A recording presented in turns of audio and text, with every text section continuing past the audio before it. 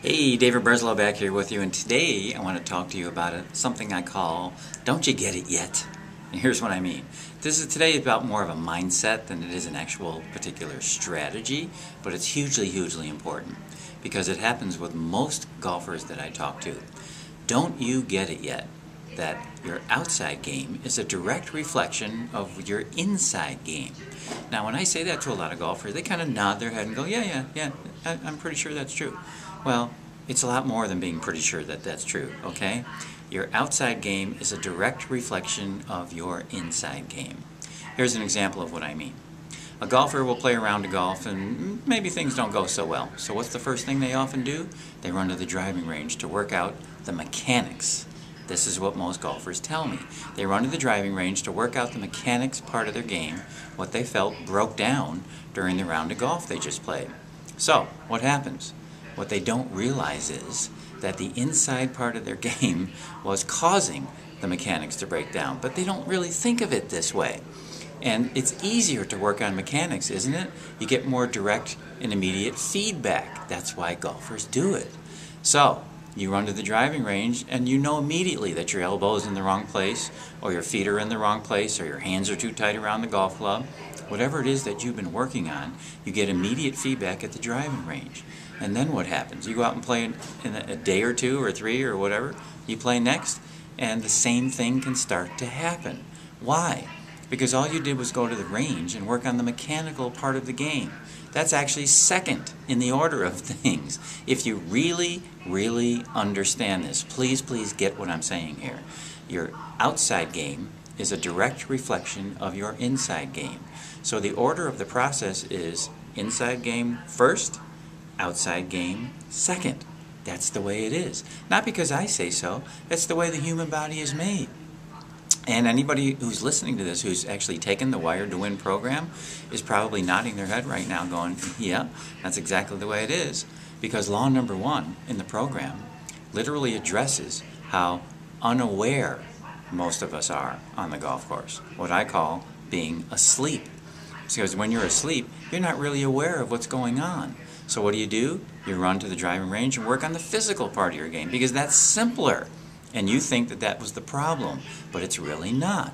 The physical part of your game breaks down because the inside part of your game, or what some like to phrase the mental game, I think it's a lot more than that. It's a lot more than just your mind. But that whole inner part of your game is what broke down first. That's then what causes the outside part of your game to break down, meaning mechanics. That's the order of things. Again, I didn't make that up. It's not my theory. It's not my philosophy. I dare you to go out on the golf course next time you play, or the driving range, wherever you are, and think that it's anything different than what I just said. It's not. So why don't you go inside first? So here's a little bit for you you can try. Instead of running to the driving range, or while you're on the way to the driving range, ask yourself, what was I thinking during those shots or during those holes that didn't go well for you?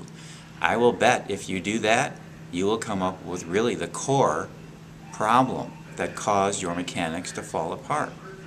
Again, let's say you're working on chip shots and you tend to get wristy and snappy at the ball on contact. Okay, fairly common. Ask yourself, what was I thinking as I moved into a dress position? Or even do it right on the golf course while it's happening. That's even better. If you ask yourself what you're thinking, you will most likely discover that you're having thoughts like, make sure you don't waggle your wrists, or make sure that you don't botch this shot, or things like that. Or I'm not really good at this kind of thing, or I'm really working on something here and I'm just kind of hoping for the best. You will discover that your thinking pattern in those moments is what's causing you to mess up your physical part of your game. I'm telling you, it's all connected. Every time I say it, people nod their head, but they kind of go, not really. Let me go right back to the tips and strategies. Let me go right back to the videos that give me the tips and strategies again. Now, people who are teaching pros may think that I'm going against what they're doing. I'm not. This is very complementary because it's all working together. It is all working together. It's incredibly complementary. The two parts of your games are working together. So why not deal with the inside part of your game first? Because you know now it's going to affect the outside part of your game. It has to. It already is. Whether you believe this or not doesn't really matter, because it's already happening. Just like the laws I teach in the Wired to Win program, our opinions are completely irrelevant and our belief is literally not required, because they're functioning anyway. They're governing everything we do. So, please understand today's point. Please understand that your outside game is a direct reflection of your inside game. Inside game is happening first, outside game is happening second.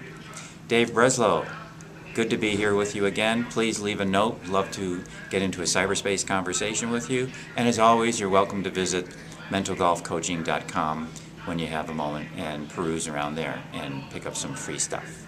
Dave Breslow, good to be with you. Take care.